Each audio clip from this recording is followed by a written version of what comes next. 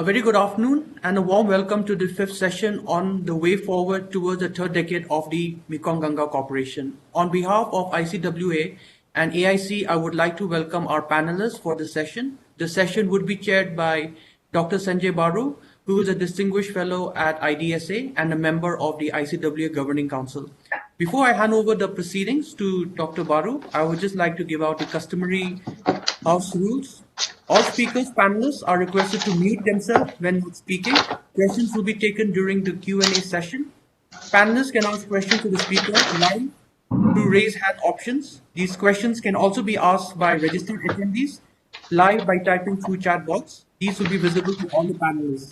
Questions should be kept brief and to the point and to whom the question is being addressed to. In case you're facing connectivity issues, you may switch off the camera and continue on audio mode. Now, may I request Dr. Sanjaya Baru to kindly give his opening remarks and conduct the proceedings. Over to you, sir. Thank you very much. Welcome to you all. I think as our host mentioned, I request all the speakers to mute themselves so that there are no sound disturbances when the concerned speaker is speaking. I think one or two mics may be on. Kindly mute yourself.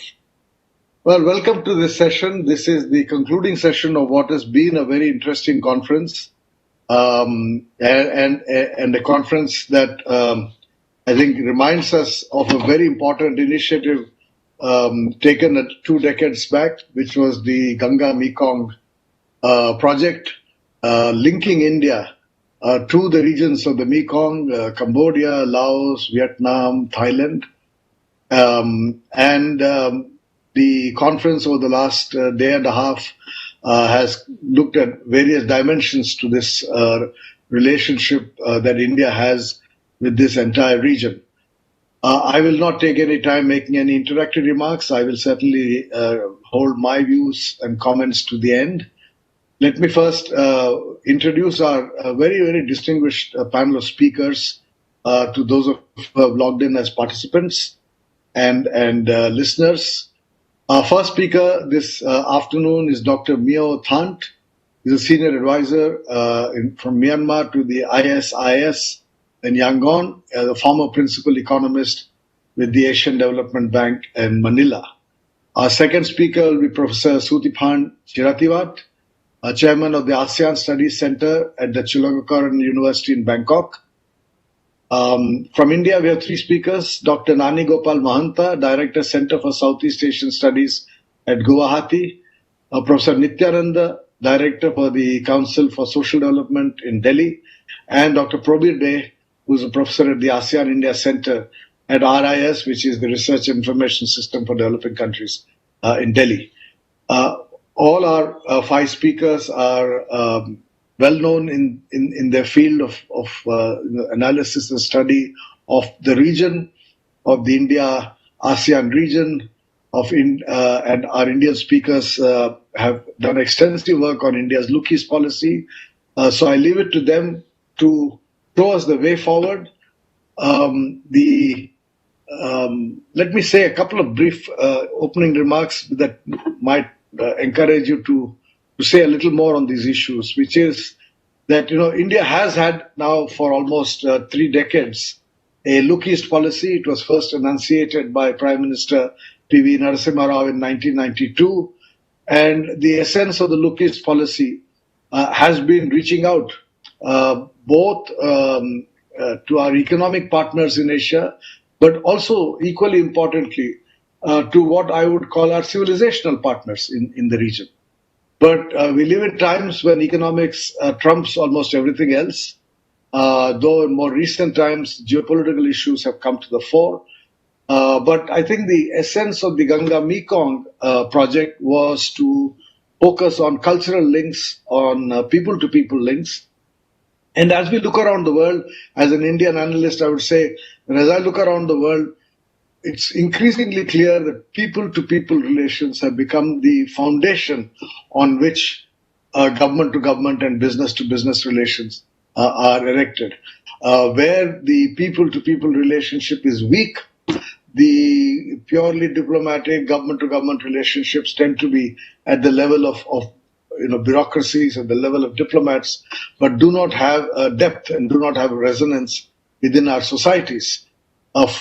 The great thing about the India-ASEAN relationship and India's relationship, particularly with the LMB countries, the Mekong Delta region, is that in the last 2 decades, we have seen a phenomenal increase in people-to-people, by which I mean tourism, travel, business, migration, a range of linkages between our countries. It's increased. I come from the city of Hyderabad in southern India, and near my house there are any number of places with people from Thailand, for example, or even Vietnam working in various companies. So there is an increasing number of people from the region working in India, in different parts of India, and there are many Indians, of course, who now live and work in this region. So I think the people-to-people relationship has grown in the last 20 years.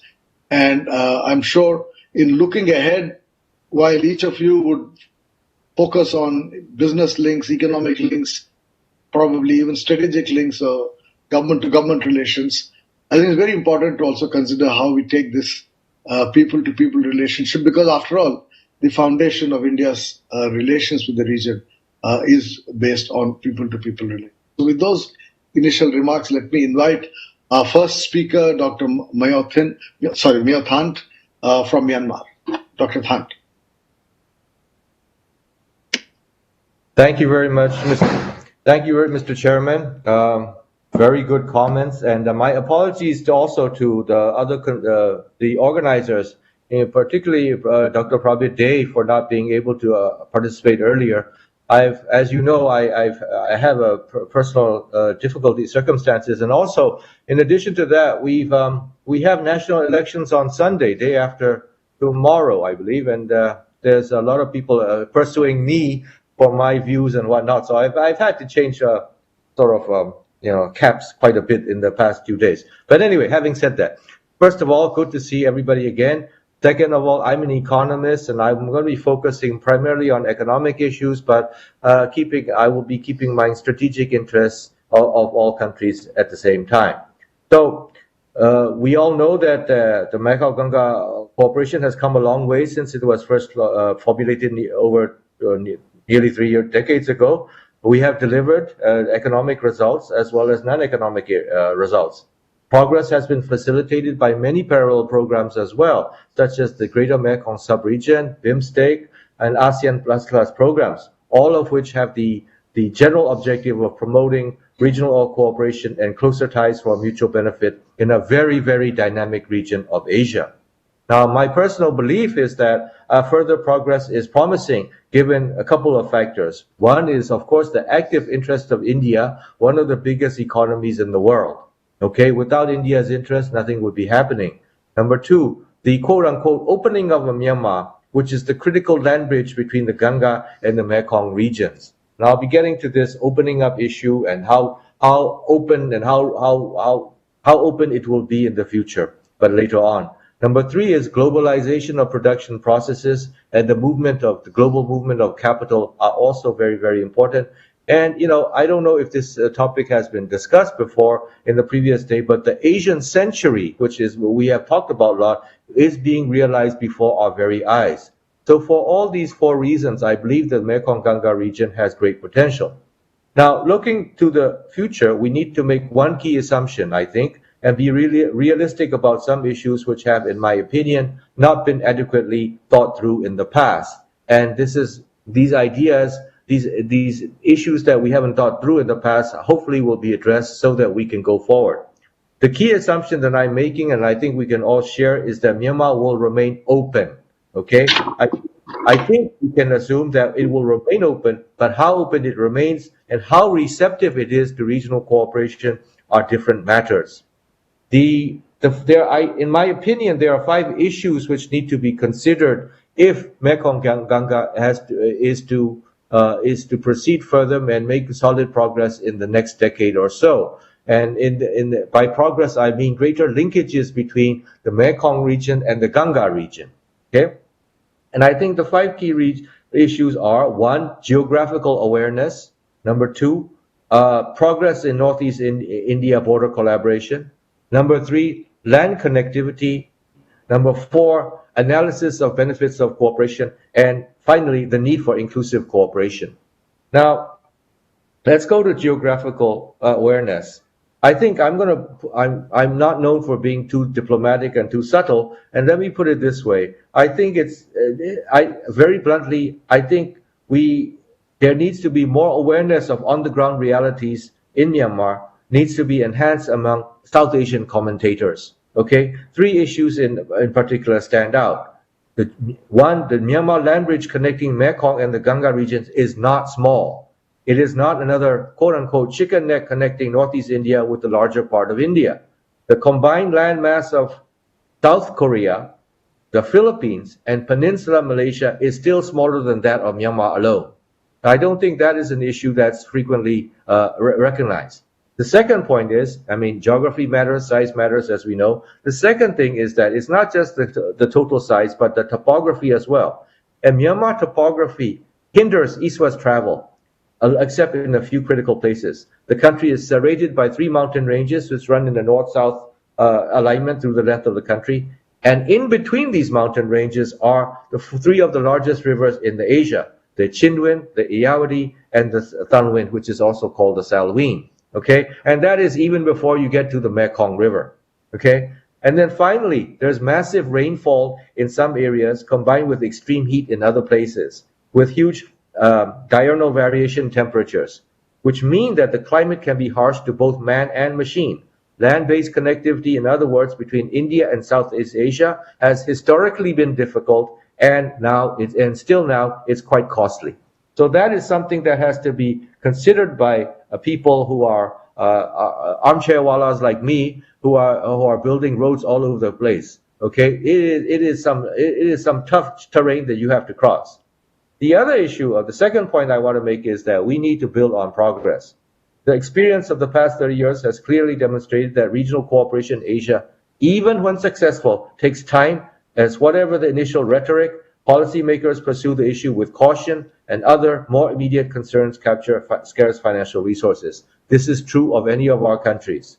Okay? But success also appears to depend on whether early progress, what we call building blocks, can be achieved in 1 or 2 areas. It doesn't have to be a lot of areas, but there has to be clearly demonstrable progress. In this context, further enthusiasm for cooperation is likely to depend on the performance of 2 programs which have been going on for some time. The first one is Northeast India and Myanmar border cooperation, and the second one is a little bit newer, and it's coming on stream only now, is the Kaladan multimodal transport corridor, which is being built. Now, going to Northeast India cooperation, there have been some positive results, I'm glad to say, most notably in an increase in border trade levels and the improvement of physical infrastructure on both sides of the border. And we'd like to, as a Myanmar person, I'd like to thank the Indian government for putting in money where their mouth is on building a lot of this infrastructure. But there are still outstanding issues within India, security problems on both sides of the border, and slow progress in upgrading of bridges. There's a lot of reason for this slow upgrading, but I'll leave it at that. These and other problems need to be addressed authoritatively, okay? And you have to show that you mean business. On the Myanmar side, the problem is more structural. Few people live in this area historically, and aside from timber extraction, has not been economically significant. Therefore, even when there are positive results, they are not likely to figure prominently at the national level. Okay? The second issue is the Kaladan project, and it's supposed to be completed by April 2021. Okay, a dozen years after it was first conceived. Success at a narrow technical level will hinge critically on whether the connections between many, many different forms of transport involved, and here this is just a few, Indian ports and shipping, Sittwe port, river corridor, land corridor, and the Myanmar-India border controls, and the land route within India itself, all operate seamlessly in a harsh natural environment, which I have alluded to previously. So there are two further issues. One is a new armed insurgency in Myanmar in this area, as if we need any more, and perhaps even more importantly, no idea and discussion on how the people in this area through which the corridor passes within Myanmar are to benefit from this corridor. And these people who live in this area are mainly ethnic minorities. And from the previous day's discussion on the national elections, this is an issue that comes up quite a lot. And in fact, if they are not, if they are perceived as not benefiting from this corridor, further progress is likely to be difficult. Okay, another issue is land connectivity between the Mekong Ganga regions. It has improved to reduce transport costs and effectively shrink geographical space while enlarging economic opportunities. Connectivity, however, requires investment in both physical infrastructure as well as complementary institutions and policies, which are sometimes referred to as soft infrastructure. I'm not going to be talking about soft infrastructure today, but I just want to focus on land infrastructure. Now, physical infrastructure, okay. A variety of transport modalities for establishing connectivity exist, okay. Marine transport links between the Ganga and Mekong regions have existed for thousands of years, as we know. And in fact, today, even though we talk about land corridors and railroads and airplanes, okay, probably upwards of 90% of total trade between the Mekong Ganga regions goes by sea. However, so improvements are still needed, namely in 1, improving linkages between the ports and their economic hinterland. Number 2, port management. And number 3, further development of coastal shipping. Over the longer term, Sittwe Port on the Kaladan corridor and the proposed Jiaopyu deep sea port are likely to play significant roles.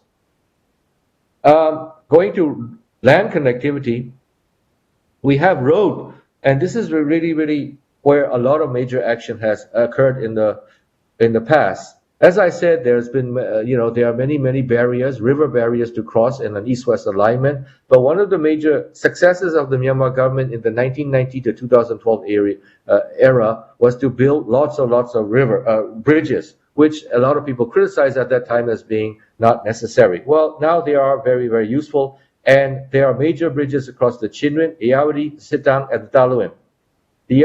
There's another component of this major infrastructure that happened between 1990 and 2012, and that is the construction of a new expressway from Yangon to Mandalay and a major upgrading of the Yangon to Mandalay highway. A third component, which will be completed soon, is the upgrading of the Myanmar portion of the East-West Corridor under the Greater Mekong Sub-Region project. On top of this, and this is on top of everything, okay, a massive investment program involving new road alignments and major bridges has already been agreed upon, with financing coming from Japan and ADB, and by 2025-26, that is 5-6 years from now, the land route from Mandalay to the Thai border via Yangon will be a reliable all-weather route and one safe for use by both passenger cars as well as multi-wheel container trucks. Land-based transport for cargo between Yangon and Bangkok will become much more competitive against marine cargo, especially when door-to-door delivery services are considered. And this one is, I find, very interesting. There is another form of land connectivity, and that is rail connectivity across India, Myanmar, and Thailand. Now, frankly speaking, right now there are gaps, okay? But while each country, including Thailand, have extensive railway links within their own country, there are gaps at the borders, okay? Also, in addition, Myanmar extended its rail network considerably between 1919 and 2012, although the quality is questionable and maintenance and profitability issues abound. And I think State Railway of Thailand also has its own share of problems, although probably the reliability is a bit more than Myanmar. But rail connectivity may be the key, and I think this is an important idea. Rail connectivity may be the key to realizing greater Mekong Ganga connectivity, taking into consideration the cheaper costs of rail over longer distances, environmental considerations, which, as you know, are very important these days, and the existing networks in each of our countries. India's well-known expertise in rail transport would also be a positive factor. So I don't think it's far-fetched to dream of a rail line linking New Delhi with Singapore via Mandalay, Yangon, Bangkok, and KL. There are, however, 3 obstacles to realizing this. One, as I mentioned, is the gaps at the borders in India, Myanmar, and Thailand. But studies made about a decade ago suggest that it would cost only about $1 billion, and I shouldn't say only, but I mean, billion is not what it used to be, only about $1 billion US dollars to plug these gaps, which I believe is not a huge amount when you consider that it will be shared across 3 countries. Number 2 is the need for international protocols and agreements to cover rail transit and cargo movements. And number 3, overcoming long-standing bias by concessional aid donors and the private sector towards road transport and against rail and river transport, which have been historically important in many countries and continues to be so in Western Europe and the United States and parts of the United States. Okay, another point which I find very, very important is economic analysis of benefits. And you have about a couple of minutes to wrap up. Okay. So I'm not gonna, since I have only a couple of minutes, I'm not gonna go on into the theoretical problems of analysis of benefits, just to say that it is complicated. Nobody knows how to do this pretty well.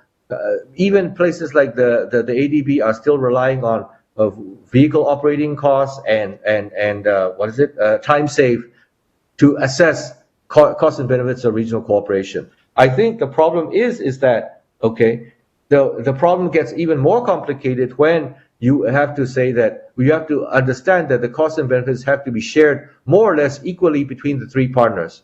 That, as I used to say about 20 years ago, a chain is only as strong as its weakest link. And if one of the partners believes that it's not getting a fair deal, then the whole thing is off. And this is a situation that has to be done. And finally, my main point, and which I really like to talk about, is with my Indian partners here, is that inclusive regional cooperation is really, really important. Successful regional cooperation programs are usually inclusive along different dimensions. The GMS, despite being well-funded by the ADB, is inclusive in the sense that it cooperates with other countries, other agencies, and the private sector as well. Okay, this coordination with other agencies it also allows ADB to extend its impact as well as minimize duplication of resources. Now, in the case of Mekong Ganga, I think a similar approach should be considered. But the biggest approach could be, however, the greatest way of including people might be to realize through a form of loose and informal cooperation with China, specifically with China's Belt and Road Initiative, which is already taking place. Now, there are 3 separate road corridors which running from Kunming, China, Yunnan, to Myanmar, Kunming to Bangkok, coming to Hanoi, Haiphong. And these were agreed to 20 years ago by all 4 countries. And these are, and to a larger or smaller extent, these are being realized as we speak. In addition, there has been a railway corridor which was proposed coming down from China. So the most significant BRI project now of course, China is building railroads in Laos as well, and I think they're almost at the Lao-Thai border. I'm not sure about that. How they will get from the top of Thailand down to Bangkok is still being debated, but the point is progress has been made. Arguably, the most significant BRI project from the Mekong Ganga perspective will be the upgraded Muse, this is in Chinese border, to Mandalay Road project, and the proposed Chinese-financed rail link from China to the proposed Jiaopiu deep sea port via Mandalay. The creation of a multimodal transport between Mandalay and China can be expected to lead to a dramatic increase in economic opportunities in the greater Mandalay area. Okay, improved road links from the Indian border to Mandalay, which are already going on, can be expected to give further impetus to the Mandalay area. Mandalay can in fact become the neutral zone in which Chinese and Indian commercial interests can safely interact. Mandalay will therefore become a modern-day equivalent of Bukhara or Samarkand, bazaar cities on the original Silk Road. The active involvement of both Asian giants will further attract investment from East Asia and other parts of the world, investment which would otherwise may not have been forthcoming. Okay, so the benefits of my final paragraph here is that the benefits of a Mekong Ganga program, which is inclusive in this way, are obvious and really importantly shared equally among all 3 partnering countries. On the cost side, the marginal financial costs are limited since both China and India have already committed to a linkage to Mandalay, albeit through their own programs. The major impediment is therefore not cost, not financial investment, but, in my opinion, probably institutional weaknesses in thinking unconventionally, outside the box, and lingering historical, cultural, and political biases which in all 3 countries are found in abundance. Thank you, sir. Thank you. Thank you for also sticking to the time. I think it's a fascinating argument you put forward. As you very well know, for us to be working with China requires some homework on both part of both countries at the moment. But since this session, we are looking at forward. We hopefully will have those conditions which will enable all the countries to work together. But I think the one element which I would add to whatever you have said is also air connectivity, because while land, as you very correctly said, cost involved, time involved, both road as well as rail. I think air connectivity can certainly increase across the region, and there is tremendous potential for increasing people-to-people and business-to-business links. I have seen this, for example, with Vietnam. India-Vietnam travel and business has increased sharply as a result of improving air connectivity with Hanoi and Saigon. So I guess with Myanmar also, if we have much better air connectivity before we get to land connectivity, you can see both business as well as people-to-people travel increasing. Our next speaker is from Thailand, and we have with us Professor Suthiphand Chirathivat, who is chairman of the ASEAN Studies Center at the Chulalongkorn University in Bangkok. Professor Chirathivat. Thank you, Chair. Could you hear me? Yeah, okay. I can hear you. Thank you. All right. Okay. Please allow me to join Dr. Myo Thant, to thank the co-organizer for coming up with this round of the MGC. I think very important to not only celebration, stock taking, but also try to look forward what we could do with this cooperation. And you Chair, you already mentioned very much about the India engagement from Look East policy starting in the 90s. That in fact also the right time when we talk about how the Mekong region opening up, and Dr. Myo Thant is put it in very right way. I mean how the regional change and regional dynamics since. I think the most important, I have to say, in fact, I have three areas of talks I would like to touch upon. Very first one, of course, about I think is a new environment of cooperation framework. So that's why I think we need to place quite rightly how MGC cooperation and this cooperation could move forward. And then I will look into the second area of new challenges for cooperation. And the last one, of course, to also outline what about the consideration for the future for MGC itself. Let me start by saying that, of course, I'm not directly dealing with the meeting of or looking into the detail of what MGC had done the past 2 decades. Not myself, but okay, I work for ASEAN India and work for ASEAN relationship with many partners and also from within.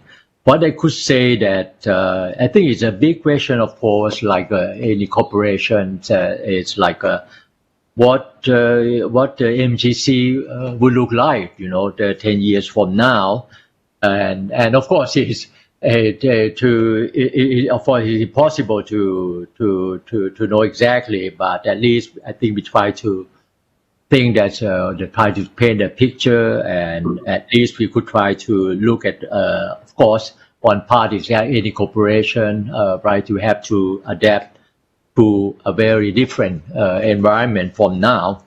So that's why I think is the most basic thing that the MGC I have, and India is the one of the most trust partner. I think is like Mekong partners, Mekong region.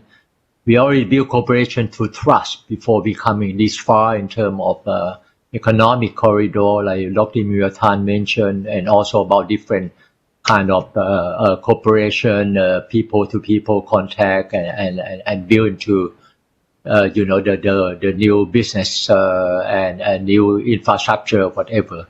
So I think this is the trust factor is very important, and this is one of the very first thing I think I need to put in mind, that India have much more advantage than other, the more important partner, and this is something that we need to understand about this deep root people connection from background history and common understanding we should try to build forward. But anyhow, I think is that at the same time, as we look at it, what's going to be, if we say what's going to be the value added of MGC in such, if we move into the future.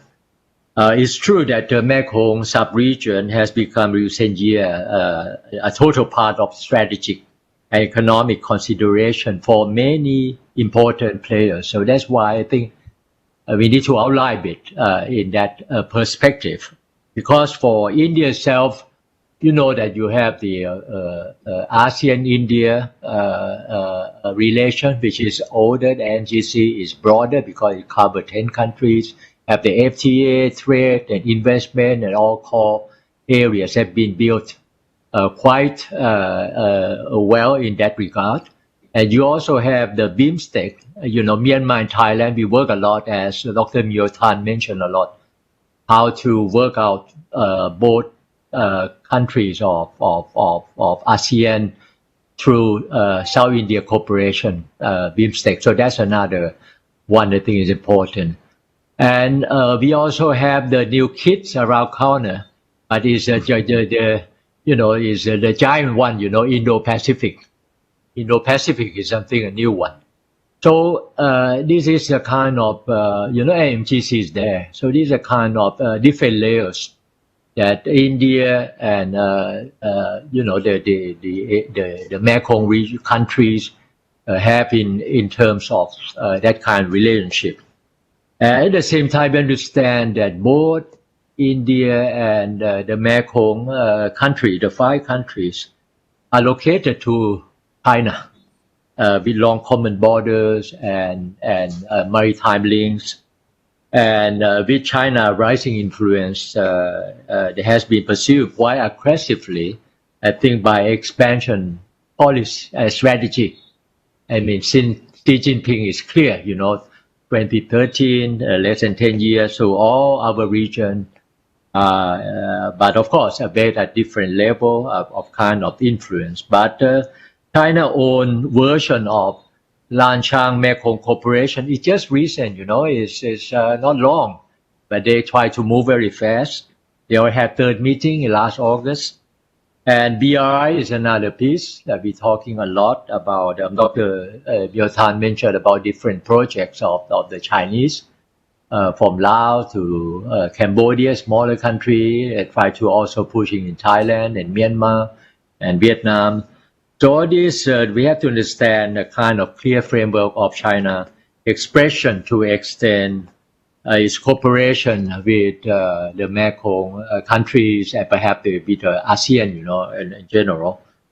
On the other hand, you also know that, that kind of framework, so you see different other partners try to catching up in part in the response to that China rapid expansion. So we know that the Mekong-US partnership have been relaunched last September, just over a month ago, with more fund, $150 million in initial investment in regional program, which reflect another importance of the Mekong region to the US state.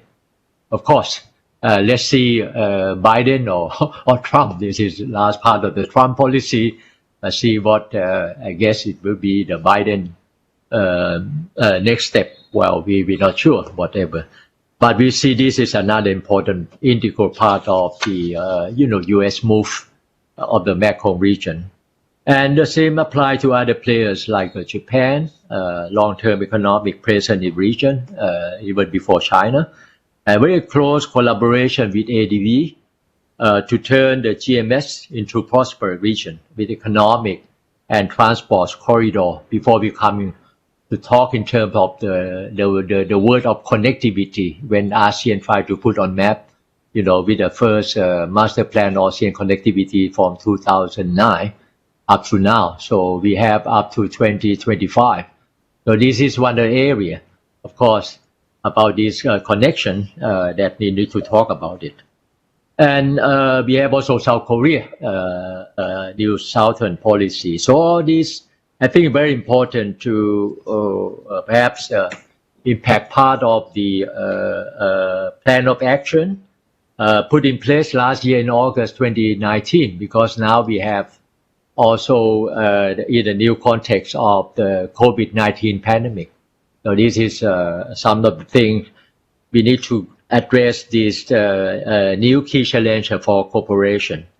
I think very much, although very before COVID-19 hit the world over and the US-China trade tension, I think there's also we're looking at the prediction by the end of the decade 2020 that Asian economy become larger than the West developed countries combined. And of course, India and 5 ASEAN, the 5 Mekong countries already figuring in this prosperous development. But with the sweep of pandemic across the world and also our region, so how could this pandemic hamper growth and development prospect of MGC countries? So what would be the kind of nature of balance? Of course, we talk about the health and economy to reinforcing regional economic recovery. I will not have time to go in kind of the resilient, stable recovery, which is still to be seen. Of course, Vietnam done better, Thailand quite well, India also strong in medicine and all this, but you still very much impacted by the infection. And also we have the US-China relation increasing advisory. So I hope that if we're not too much escalating into many other areas to like tech, human rights, geostrategic influence. So that's quite important because we feel somehow about on a couple of minutes to wind up. Okay, all right. So the production chain, I think we could exchange later on. This is something like increasingly to our the kind of repositioning of the kind of production that might relate to our economies, our trade and investment. So I don't have time to go into that. Last point, of course, last area is about the consideration for MGC and work process. I think this is why the MGC is a process. You need to match with the global and regional changing trend. And I guess the narrative cooperation need to cover also economic, social, to look at the geostrategic and dynamics and so even the health crisis that perhaps look into this kind of cooperation as well. And I understand we have done so much about the concrete, practical cooperation, but we have to continue to touch base, people-oriented project from health, education, job orientation, and also to involve multi-stakeholder while moving to the future. I think is that 4 points I'd like to say. Just first is about this is the right time for MGC to address again the purpose and belief in cooperation framework of a multi-stakeholder. They could have the right mindset into the post-pandemic economic recovery. And I think the action plan last year may need to recalibrate and strengthen it to reflect the new reality. And second is about the neighbor connectivity that we've been talking quite already. I think it's true. We cannot neglect the importance of digital transformation, age that people network through social and digital media become central basis of society communication for job, for I think for the kind of entrepreneurship, for firm, that they would like to get into contact each other. So we need to bridge this kind of understanding and connectivity in all dimensions, and we have time to go into talk into it. And Dr. Tan rightly mentioned about the the infrastructure. That is one of the forefront. They still have to favor it. And I think that the third point is about the deepening the bond. If you can wind up, Institution. Professor. All right. So, okay. I think it's mindful action to get to the ground, important about how we can perceive greater visibility about our cooperation as well, and build into new capabilities, new area and sector of creativity, innovation that are consistent with our resources, people, inclusivity, sustainability. That kind of thing, I think, is important, that consistent with people aspiration. And we need to address these core demands and highlight constructive approach. And we had to address this pressing transnational issue so we can build a solid foundation to our future. So I think I better end up here. Thank you for your attention. Thank you. Sorry for interrupting you, but thank you very much for your remarks. This is my job as chairman to remind you of time, so pardon me for doing that. I think you have drawn attention to one very important element, which is the multiplicity of platforms that have now come into being. When Mekong Ganga cooperation was initiated, we did have BIMSTEC already in place, but had not yet taken any concrete shape. Today, BIMSTEC has become a more active forum. There is, of course, a much more active link between India and the region through ASEAN. And as you mentioned, there's the Indo-Pacific. So in other words, there's a multiplicity of platforms. Of course, there's also the RCEP, of which we have at the moment not involved. But there's a multiplicity of forums.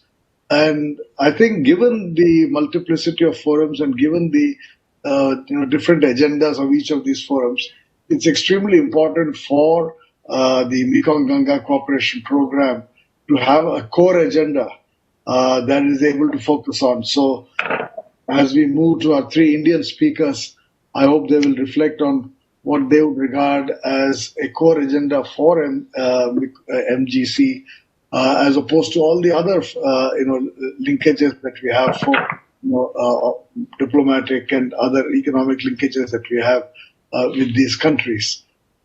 Let me now therefore invite Dr. Nani Gopal Mahanta, who is the Director for Center for Southeast Asian Studies at Guwahati. Dr. Mahanta. Thank you so much, sir. Honorable Sanjaya Baru and my esteemed panelists. First of all, my sincere gratitude for having included me in the panel. Well, essentially, I would like to talk about from Northeast India perspective. Already, Honorable Chair Sanjaya Baru talked about people-to-people contact and the importance of people-to-people contact. We at Guwahati University, we are trying to focus on that particular aspect, particularly the track 3 diplomacy in terms of having connection with the university and education level. Already we are having students from Laos and from Thomas City University also. 2 semesters have already been conducted in various departments of Guwahati University. But without going into those areas, in this I have a more structured presentation. And here I have 5-6 points to make for the benefit of my esteemed panelists. I would like to put it forward in front of you. First, I would like to talk about the conceptualization part of the whole, Mekong Ganga Cooperation, the institutional forum. And then secondly, I would like to situate Northeast India in the entire Mekong Ganga Cooperation perspective. I would like to put the entire trajectory in a perspective. Thirdly, I'd like to talk about the transformation from policy to process. Here, I would like to, from the perspective of Northeast India, would like to offer certain concrete areas for cooperation in future. Then, in my fourth argument is about inclusion of, community as an important focus of Act East policy. And fifthly, I would like to talk about borderland communities who are living at the margins and who have been maintaining organic connection with the Southeast Asian region for since time immemorial. And in conclusion, I would like to focus about certain suggestions from hard border to soft border, of course, with monitoring. Then I would like to urge for a bottom-up approach in the entire edifice of Ganga-Mekong cooperation. So this is by and large, I do not know how many points could I cover, but nevertheless, this is the structural framework.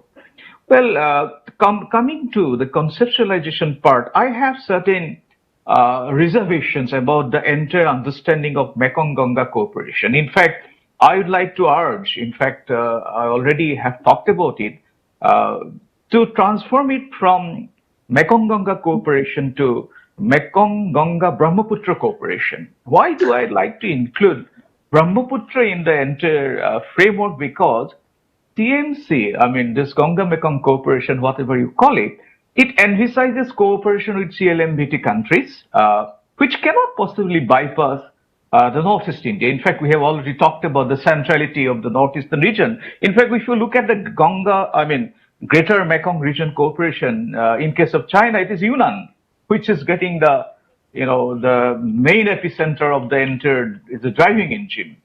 So, but this is especially important. Why? Because in Northeast India, there's already a kind of state motherly, quote unquote, Delhi attitude towards Northeast India, and that is leading to, multiplicity of insurgency movement, social movement, student movement, so on and so forth. So therefore, my point is that when we talk about a regional fulcrum, institutional setup, so inclusion of mighty river Brahmaputra will give us a kind of assurance to the region. And we must remember, Brahmaputra is not just a river. It is deeply associated with culture and economy of the region. Since Brahmaputra is a transnational river, Brahmaputra is the lifeline for many states, coming from China, India, Nepal, then to Bangladesh. So why not?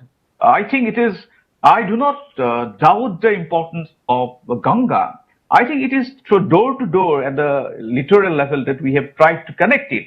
When we have in the process bypass, this is just a simple observation. And then I'm coming to situating Northeast in perspective, because Assam is the last point in which India looks less and less India and more Southeast Asia.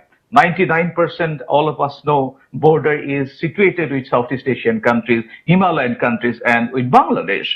So it is, in fact, only the chicken egg 1% border with India. So what I'm trying to say is that Northeast India is the most organically connected region with Southeast Asia since time immemorial. But it is only in the post-independence period that, our connection, the region's connection with Southeast Asia, Chittagong port, Mongla port and other areas have been disrupted because of the operationalization of the nation-state system. So such mutual dependence that the region used to maintain since time immemorial was suddenly disrupted in the post-independence period because of security considerations, and it overpowered people's dimension in the formulation of foreign policy. Ethnically, if we look at the Assam-Burma border is the meeting point of many races, culture, languages of South and Southeast Asia. It is inhabited because entire Patkai region, if you look at, is the meeting point of many civilizations, many cultures. So, for example, the Northeast region having more than 270 ethnic groups, 180 plus languages. I'm not talking about dialects. So this enormity of ethnicity, you would not find anywhere in India. For example, groups like Singphos are called, they're Kachins in Myanmar, then Yobins, Tangsas, Noktes, Wansus, Tutchas, Khamtis, Taifake, so on and so forth. I can go on and on. So many communities, they're having their origin in Myanmar, Thailand, and some parts of China. So that is the organic connection of Northeast India. That is the social connection. That is the people-to-people connection, what Sanjayji was talking about. And I think this is the zone which is most, since time immemorial, we are maintaining this relation. For example, Assam had, trade relations with Yunnan. I mean, so and that Baru, this is called Bhutan area, Lhasa Tawang region, where we had trade connection. So the region, even in the British time, in the late 19th century, the railway projects between Dibrugarh and Chittagong was the earliest communication system from Assam and to the rest of the world. Then establishment of first tea garden in 1835 and a massive expansion in the form of export in 1838 through East Bengal deeply integrated the region with the global economy. For example, the discovery of oil in Makum in Upper Assam and Digboi oil refinery in the early part of 19th century laid the foundation of growth and development. So this is what the region is all about. This is what the region's connectivity with Southeast Asia for so many ages, for many decades. Now, the second point that I would like to talk about is the from transformation from policy to process. Now here, in spite of having 10th ministerial level meeting at Bangkok in 2019, particularly Mekong Ganga Cooperation meeting, we are yet to reach to the grassroots level of the Northeast India. Question is, according to my view, is to bring Ganga Mekong cooperation from top to bottom, from policy to the practice, from events to process. Rather than whole region-centric argument, I'm talking about the perspective from Northeast India. The connected history needs to be emphasized, and that is what is the new theoretical, new intellectual journey that we need to talk about, the connected history, connected culture. And here, I would like to talk about certain research, certain, activities that need to be taken up from Northeast India, and particularly with Myanmar and the neighboring countries.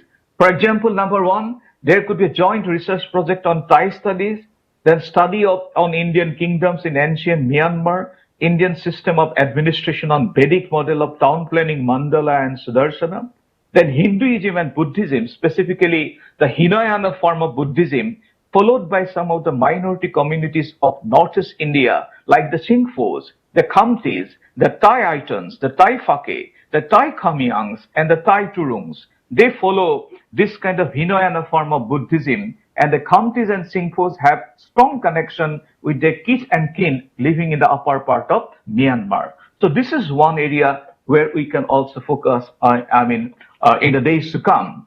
Then there are other areas of... Dr. Mahanta, a couple of minutes. Okay. Maybe 4 minutes, sir? Couple of 2 minutes.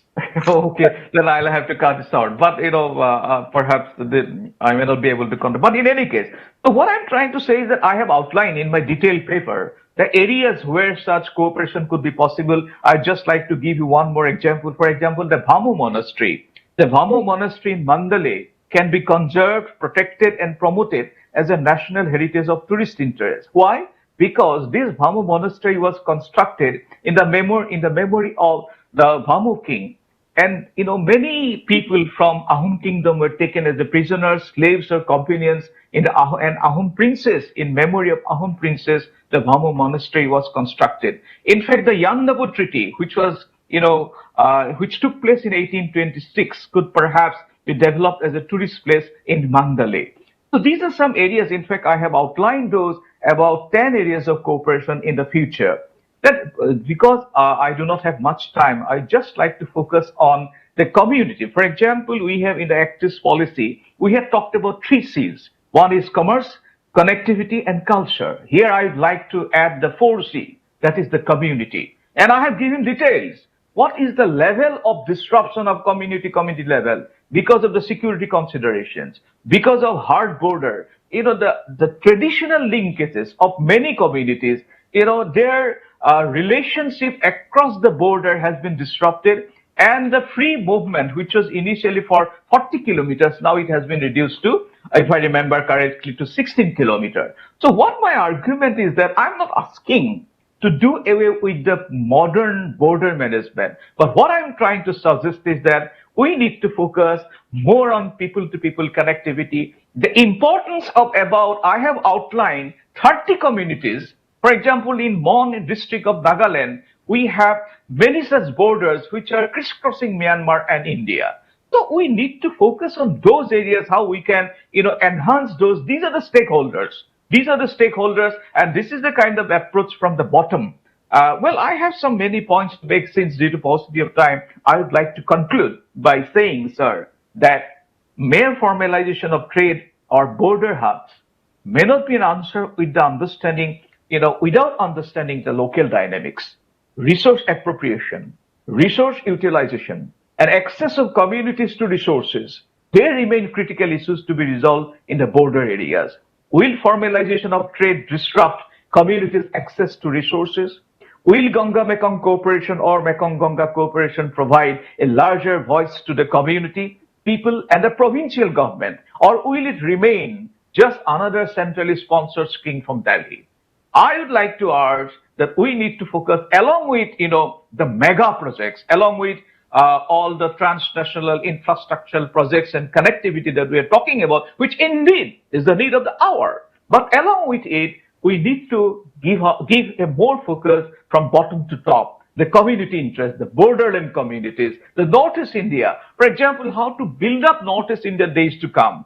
All the infrastructural projects that we are talking about, Asian Highway and all, trilateral highway, this is the days in the days to come. In just 1 year, they're likely to be completed. But whether the human resources of the region is ready for that.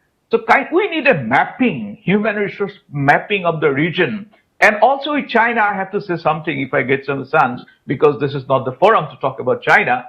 So since Sanjaya Baru is already coming forward, so I'll stop it here, sir. Then I look forward, and I'm detailing my whole interpretation in my paper. Once again, sincere gratitude and thanks for having given me this opportunity. Namaskar. Thank you. Thank you. Thank you very much. And thank you so much for bringing up the whole issue of the communities and the cross-border linkages at the level of communities.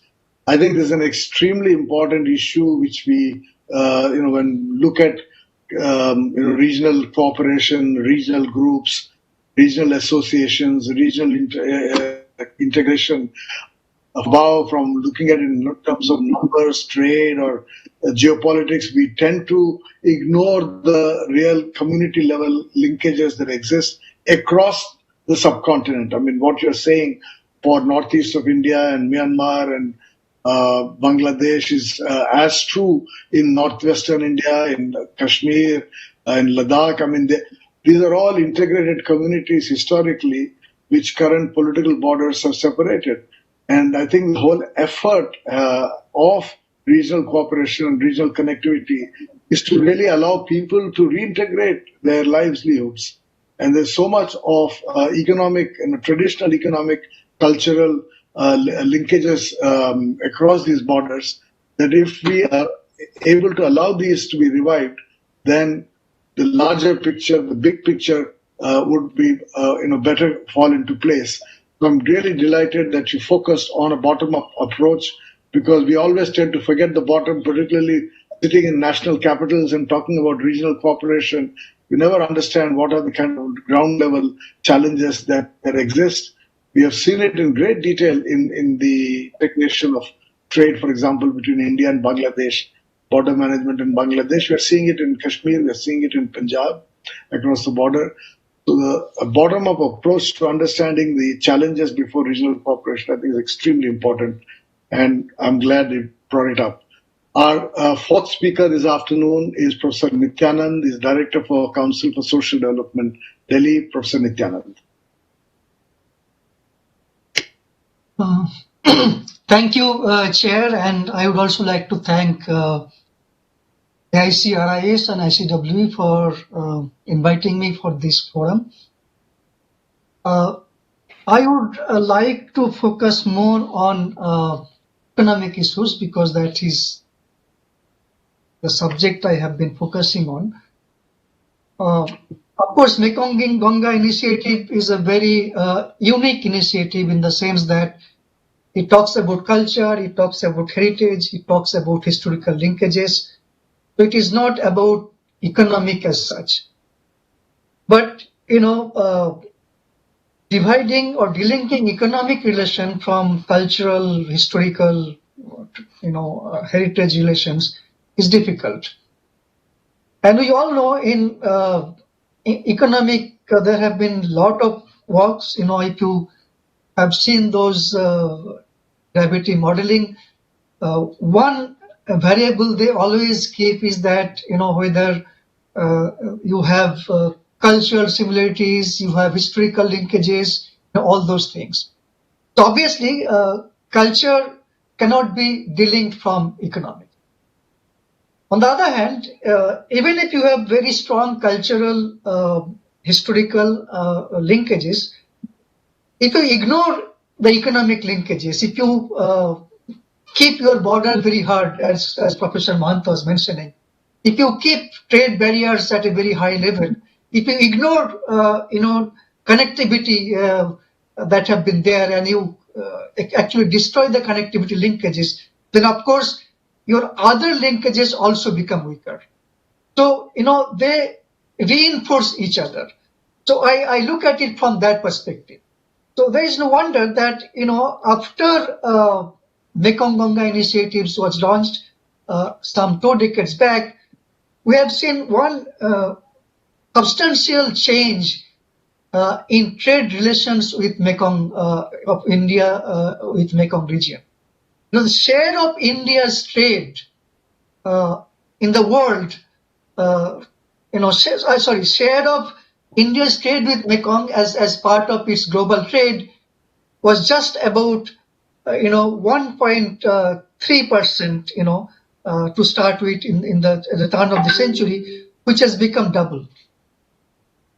So that means if you focus on cultural linkages, you gain in economic linkages also to that extent.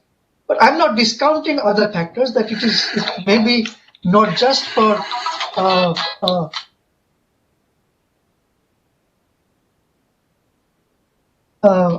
this cultural, emphasizing on cultural dimension, but it is also because even though we did not talk of FTA or any trade, agreements within this MGC, we actually have some sort of FTA, direct or indirectly.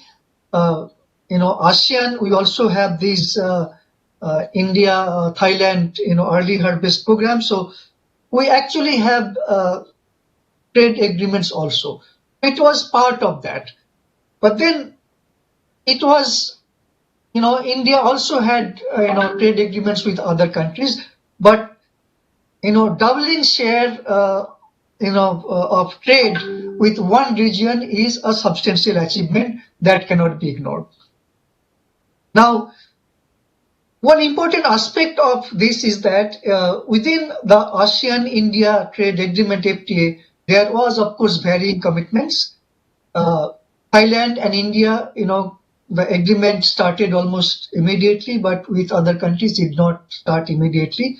And there are, of course, staggering commitments and unequal commitment in the sense that India committed first to liberalize. Other Mekong countries, they were expected to liberalize at a later date. So maybe because of that, what we have seen is that, especially with Vietnam, the trade with India, Vietnam used to have a negative balance, but it has become positive. But what we cannot ignore is that the trade with Vietnam has increased very, very substantially. Not so much with, Thailand, not so much with Cambodia, Laos, not so much with Myanmar. Despite the fact that, even in trade terms, even though it was not very strong, India's trade with Myanmar has been pretty good enough for a long time, and so was with Thailand. But the country that has kind of got the limelight in the increase in trade is Vietnam. And one more important thing is that Vietnam has been known for exporting agricultural goods, exporting low-skill manufacturing goods like textile, apparels, footwear. But when it comes to trade with India, we have seen some new dimension. It has been exporting to India certain, electrical goods and some intermediate goods. So this also means that we are actually developing some sort of value chain within this region. Now that is something interesting and that cannot be ignored. Similarly, we have seen some value chain development with Thailand. We have been importing some intermediate goods. So this is one important part of it. Now, of course, what we have achieved so far is far from what is the potential. We have not developed the connectivity that we have been talking about. We have not been able to harmonize our standards. So that's, non-tariff barrier. That's still an important barrier that exists among us. So these are important issues to be addressed. Without that, we cannot take advantage of our cultural renewal, our historical linkages. All these are important. Second thing I would come into is tourism. Now, in the whole world, Mekong region, has an important place in terms of tourism. Just to give you a perspective, India is 10 times bigger than Vietnam, in size and population, kind of both. Yet, in 2019, Vietnam attracted more foreign tourists than India. That is something we can learn from Mekong region countries. Thailand is again much smaller country compared to India, but Thailand attracted more than double foreign tourists that India attracts in a year. This is how these regions are doing in terms of attracting foreign tourists. Even other countries, Laos, Cambodia, Myanmar, they also, they are much better than India or any other South Asian countries. In terms of their economic size, in terms of their geographical size, and in terms of their population. So they're doing much better in terms of tourism. Now, here, India has not been able to attract too many tourists from these regions also, apart from only Thailand. Interestingly, Thailand is the largest foreign tourist destination for Indian tourists. So there is big mismatch. One would expect that Thailand will send a lot of tourists to India because of these religious tourism, because of Buddhist linkages.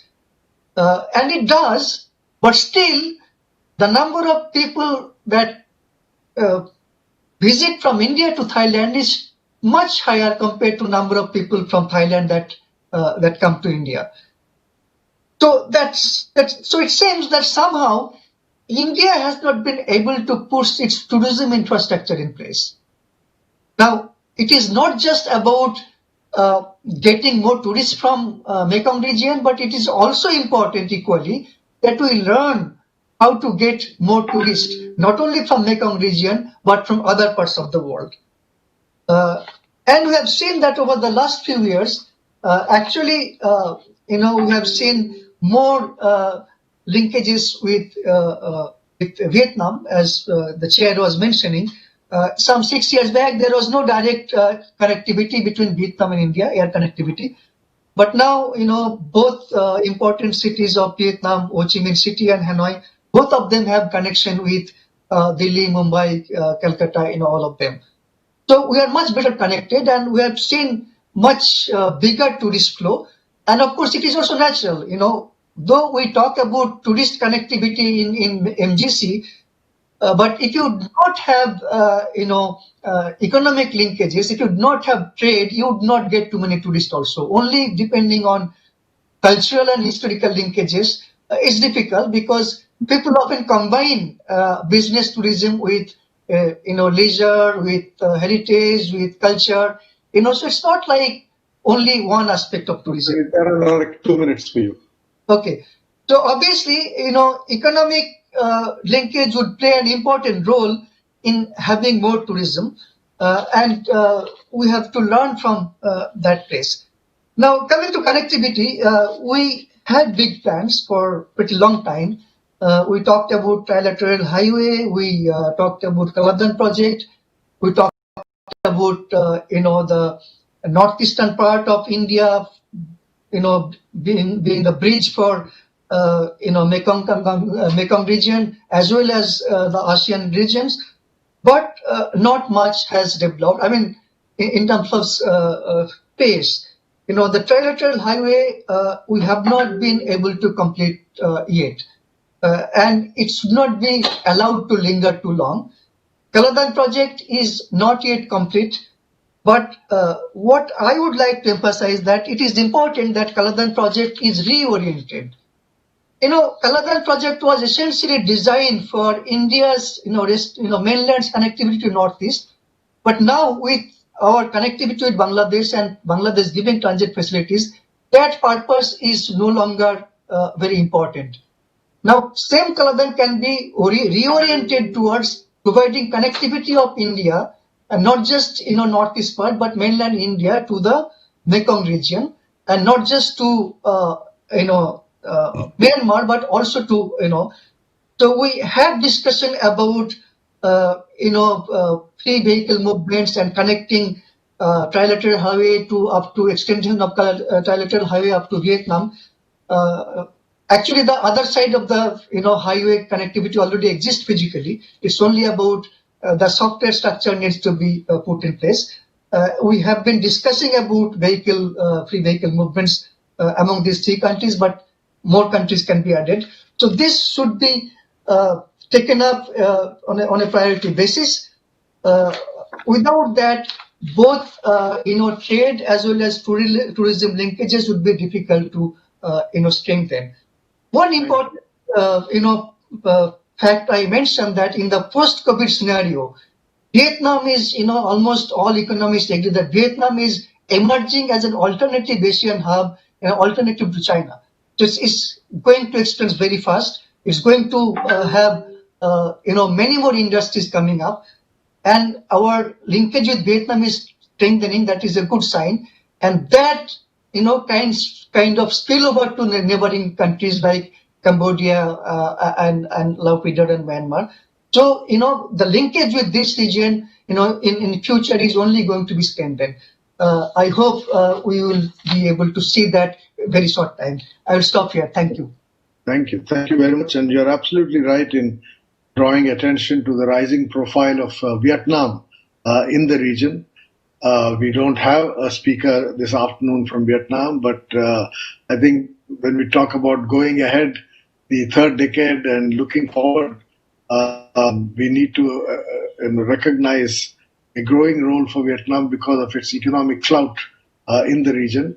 And also India and Vietnam, in a sense, are the bookends for the Mekong Ganga region with Myanmar, Cambodia, Laos in between. And I think you're focusing on the importance of Vietnam is well taken. Finally, this afternoon we have Dr. Prabir, who heads the ASEAN Center at the RIS, as the last speaker for the afternoon. Professor Day. Yeah, you have to unmute yourself. Thank you very much, sir, for the invitation, and I have nothing to say much because all the speakers have added lots of the new ideas way towards the third decade. And briefly, some of the points I think need for some emphasis, and the new points for consideration of the chair and the speakers and the panelists, and of course the governments who are closely following our Mekong Ganga cooperation. The 20 years, the 2 decades we crossed, and I see many activities. It is not just another project of within the Foreign Office, one of the others. It is a very active. I have a full PowerPoint presentation, but I'm not going to, because of the lack of time, not going to make a presentation mode. Just to reiterate that we started with initially the 4 areas of cooperations, then several areas added on it.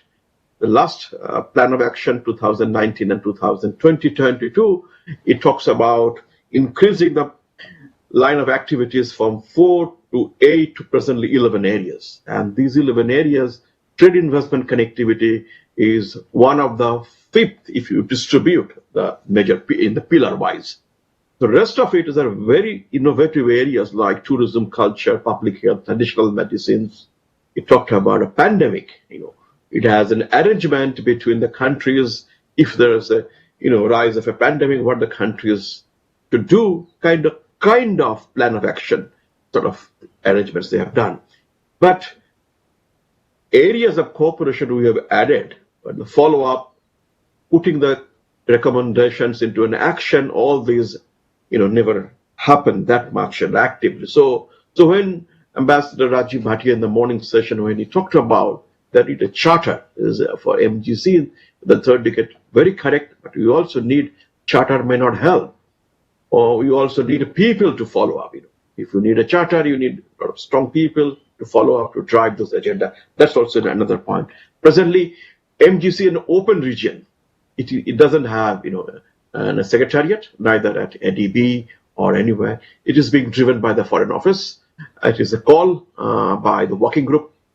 There is senior officials meeting. They meet once in a year. There are 5 working groups, and each working group is headed by one member country. For example, the tourism is headed by Thailand. India heads the connectivity. Vietnam heads, many plan of action formulations like that. So if we need something more serious from here, what we have done for last 2 decades, giving it as in scholarships, encouraging India soft power. From there, what's the Professor Bolia in IIT made the presentation, there were 1,000 scholarships. If you need to elevate in a higher scale, I think you need a very strong secretariat. You have to, because kind of an open region called by working groups, by the joint secretary or the director general in the respective countries, it can make a baby steps. But to put it, from my own experience, looking at the literature, visiting, talking to people, we would need an engine in front of it, and that's a very strong. It may call for a bureaucracy, it may call for another kind of an intergovernmental arrangements, but without that, without a strong workforce, who is going to pull this Mekong Ganga cooperation? Because if we put in place what Professor Nani Gopal Mahanta, Professor Myo Thant, Professor Suthiphand, my friend Nitya, Nanda, and others in the morning and yesterday, they talked about stronger cooperations, and very high dispersion in the cooperations, like within the community, within the border areas, because this is connected by civilization.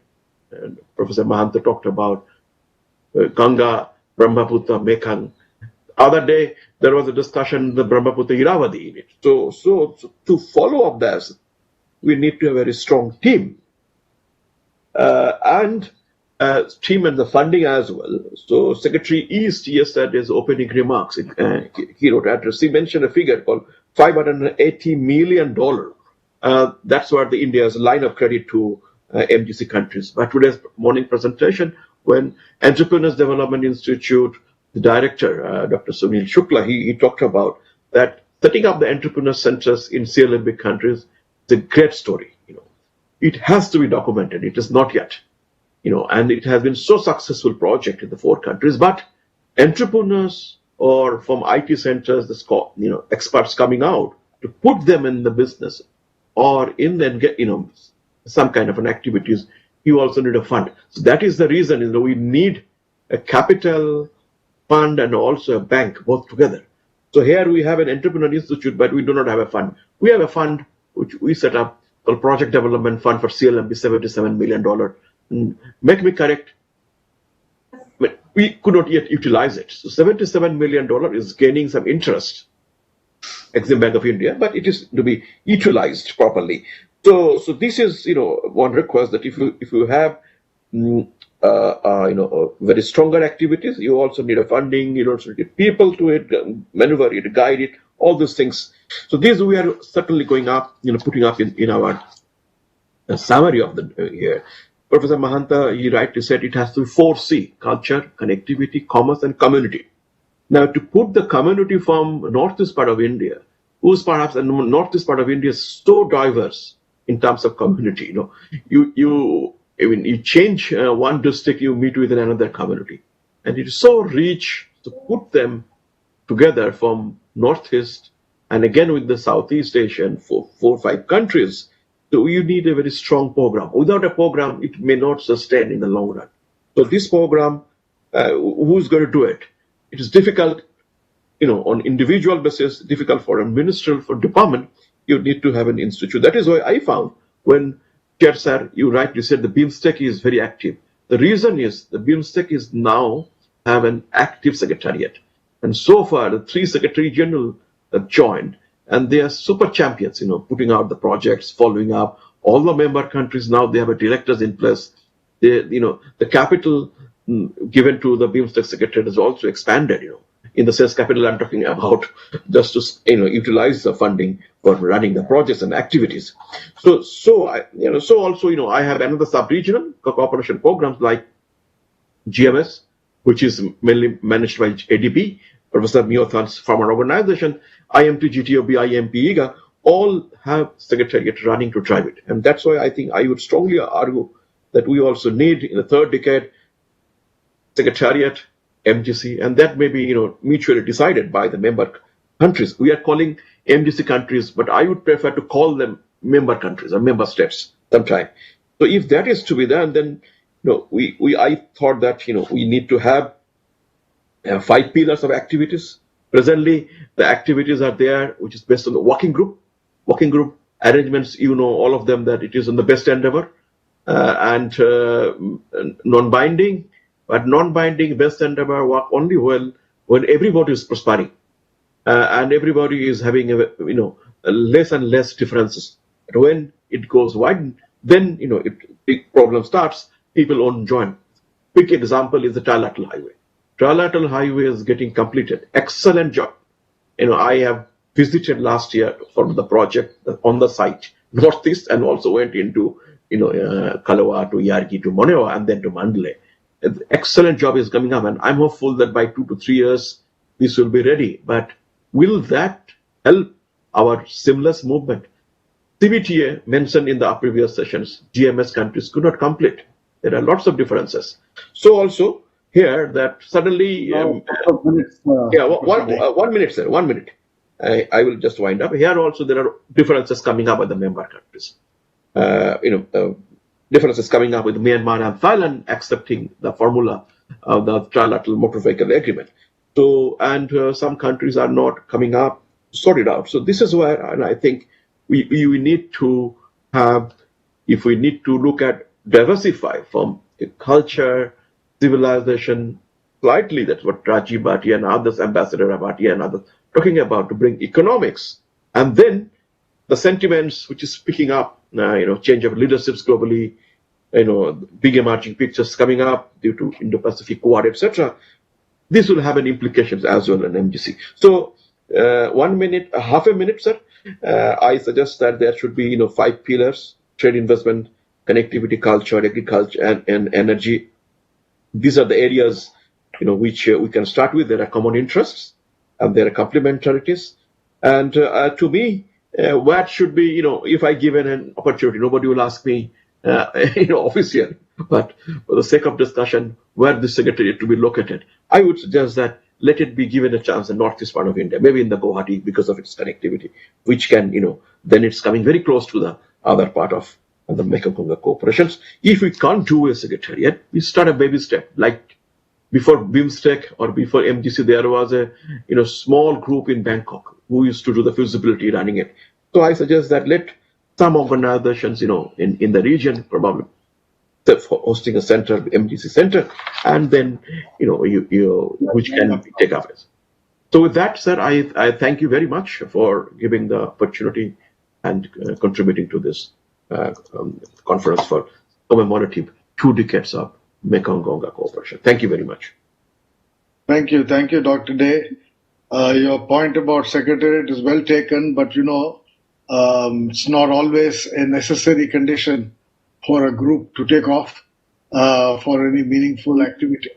We see, for example, in the case of SAARC, we have a secretariat, but SAARC has not been particularly active in the last several years. So you, along with a secretariat, I mean, you actually need greater economic and cultural or whatever people-to-people integration, and above all, a political leadership.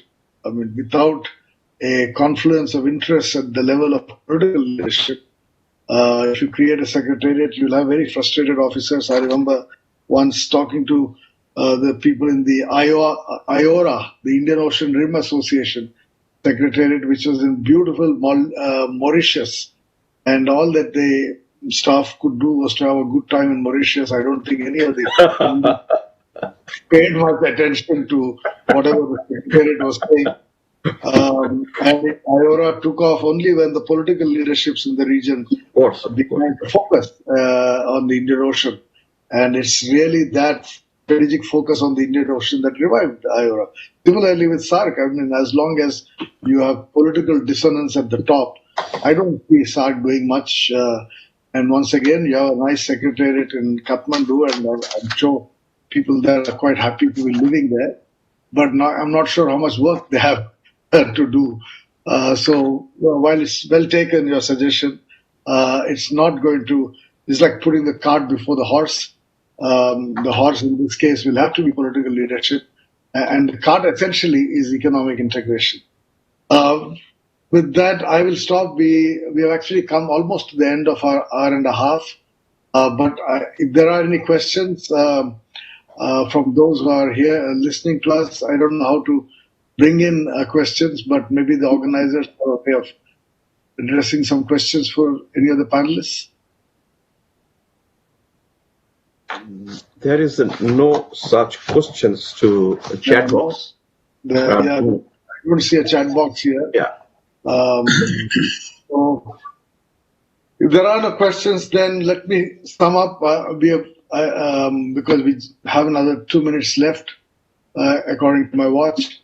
As I said at the very beginning, we have multiple frameworks for cooperation in this region.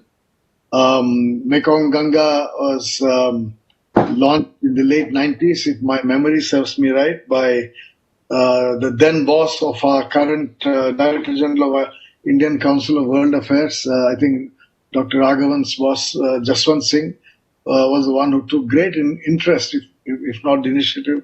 Certainly I recall the great interest he took. And in the beginning, the focus was on greater cultural, civilizational linkages across the region. But there are lots of problems of connectivity, which many of you have drawn attention to. There are problems of funding, which you have spoken about. So, going forward, these are the issues to be addressed. Connectivity is the biggest challenge. And I think Dr. Thant mentioned the kind of geographical barriers to connectivity, or if not barriers, at least the costs imposed by geography on any connectivity project. These have to be addressed. We need greater funding, and Dr. Chirathivat and Dr. Mahanta spoke about challenges of funding, and finally, I go back to the point that Dr. Mahanta made, which is the need for local engagement. It's really at the borders that these relationships get crystallized. And I think the Mekong Ganga is really about northeast of India, Myanmar, Thailand. That they have to be the core of the wider region. With these observations, I hope this conference will revitalize some interest in each of our countries in this grouping. I now invite, I don't know if Dr. Raghavan would like to have the last word, whether he can log in and say anything. Otherwise, I hand over the program to the organizers.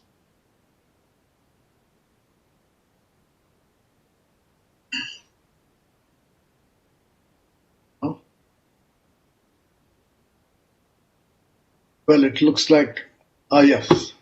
There you are, Dr. Rao. You will have the last word. Thank you so much, sir. So we would move to the closing session. So I would hand over the proceeding to Dr. Prabir. Over to you, sir. Thank you so much, all the panelists. Thank you. Okay.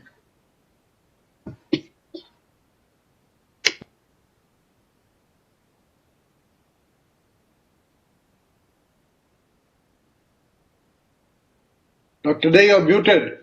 Yeah. You have to unmute yourself. Thank you very much for all the speakers. Last session, the penultimate sessions on the 2 decades, and I thank Chair for moderating it.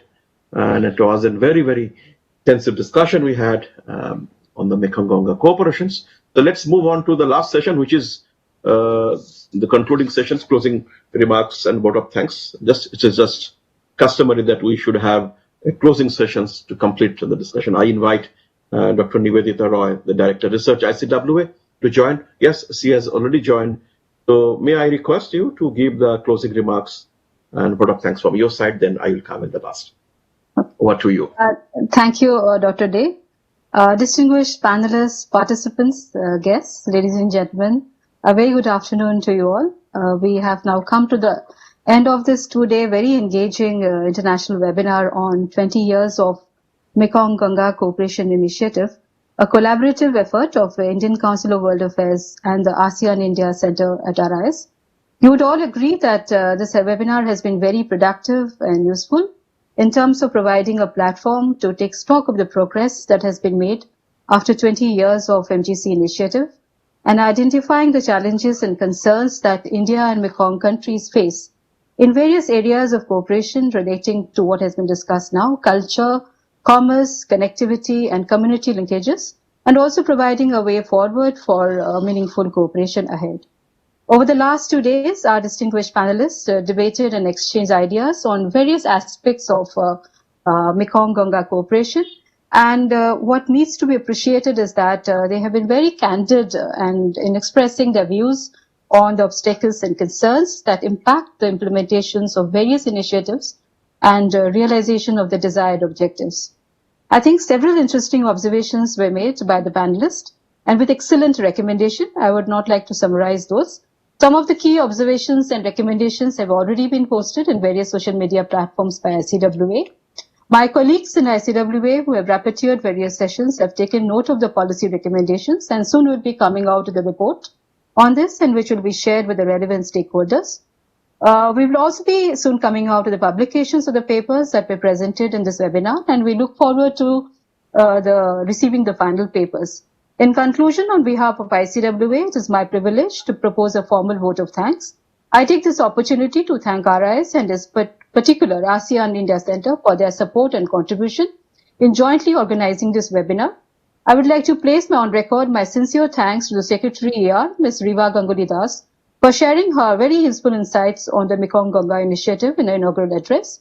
I would like to thank Dr. TCA Raghavan, DG ICWA, and Dr. Mohan Kumar, Chairman RIS, for their very valuable thoughts that they shared in the opening remarks, which in particular set the context for the discussion in this 2-day webinar, and for their guidance and support in organizing this webinar. I would take this opportunity to thank DGRI's Professor Sachin Chaturvedi and Dr.Prabir in particular and his colleagues at the ASEAN India Center RIS for their support and cooperation in successfully organizing this webinar. I would thank all our distinguished chairs for various sessions, Ambassador Sudhir Devre, Ambassador Rajiv Bhatia, MP Saran, Dr. Sanjaya Baru for steering the discussion and sharing their very useful insight and observation on the respective themes.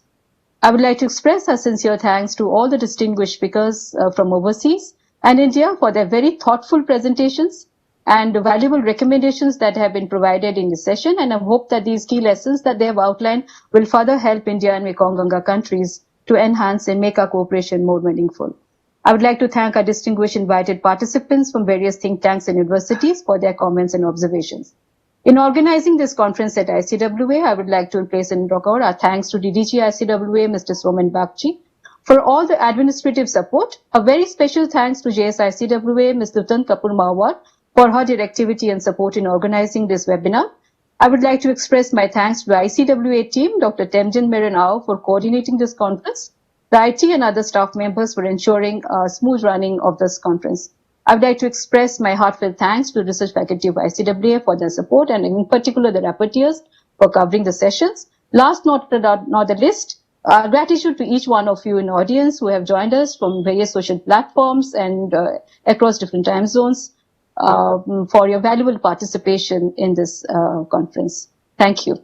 Thank you once again, all of you. thank you, Dr. Roy, for your vote of thanks, closing remarks.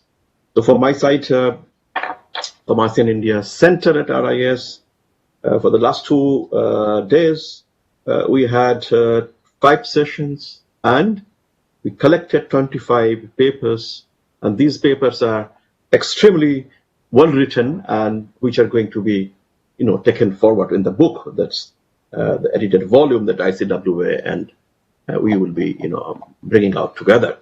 So I thank to all the panelists, moderators, other speakers, participants, for joining the program and contributing to the event.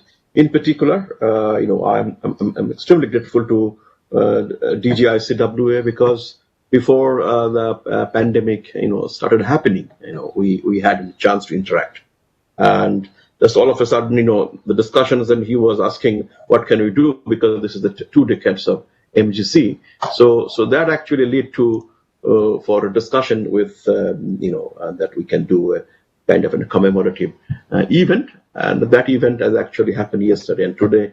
Along with that, MEA has also, as the Indo-Pacific division, they also decided to have this, big conference. And that's why the 2 interests came together and we could manage to organize this event nicely and very effectively, and with participations with all the people whom I know and who watched this program through social media. I was told over 500 people they have watched yesterday. So that's kind of an interest I have noticed. So in particular, I thank the DGICW for all the motivations. Then, of course, the chair of RIS and the Director General of RIS. In particular, I'm grateful to Joint Secretary ICWA for all support, and the collaborator for me with ICWA is Dr. Tenzhe Mao, who is with us here for running the whole program, and RIS, my colleague, Dr. Durairaj Kumarasamy, who has also helped us in, the paper editing, doing all the hard works from the back.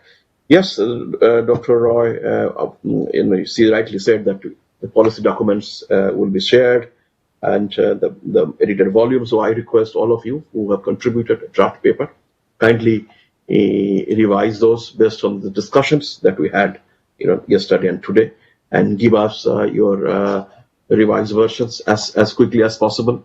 I know, some of them have been written in some conditions which are, I can realize that, like Professor Myo Thant, it was a very tough time for him. His father passed away, and despite that, he could manage to give us a draft paper. Many others, like Professor Suthiphand, he has also given us a paper. Even first time he said, sorry, I cannot, but then I asked him, please, we need something from you. And then, he agreed to give us a paper. So it was a participation both from MGC, Mekong scholars, practitioners, diplomats within India. And this is a very right way, to commemorate the 2 decades. We took a note what we did in the last, 20 years. And then we came out with, kind of a forward look that what we're going to do in the next decade. That session was here, which was moderated. So thank you very much, all of you, and have a great weekend. Keep in touch, and I will be sending a separate email for the papers and for other things. So take care. Thank you.